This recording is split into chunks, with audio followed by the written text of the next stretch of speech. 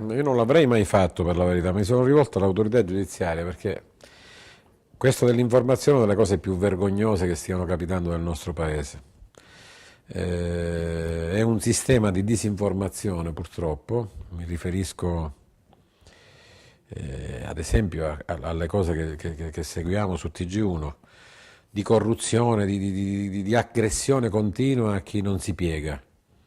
Se non ci fosse un'analisi, un comunicato della- del comitato di redazione del TG1 che dice proprio queste cose, che Minzolini dà addosso a Lombardo perché si è staccato dal PDL e perché si è alleato col terzo polo.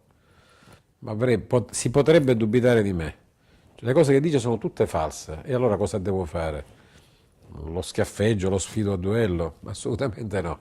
Mi rivolgo alla magistratura come tutti i cittadini che hanno bisogno di essere tutelati devono fare nel nostro paese. Ho aspettato tanto tempo, mi sono rivolto ovviamente a tutti gli organi di sorveglianza, di gestione della RAI, non ho avuto riscontro. Purtroppo devo dire che Minzolini, oltre a perdere audience di giorno in giorno, viene criticato profondamente per il suo modo di fare informazione, mi dispiace.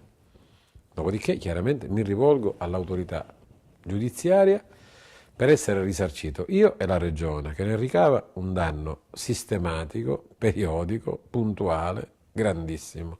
Mi auguro, come dire, anzi sono certo che la magistratura mi darà ragione, non lo farà immediatamente, ma mi darà ragione, in maniera tale che i siciliani e gli italiani possono capire, come dire, di quale barbaro attacco io sono quotidianamente oggetto.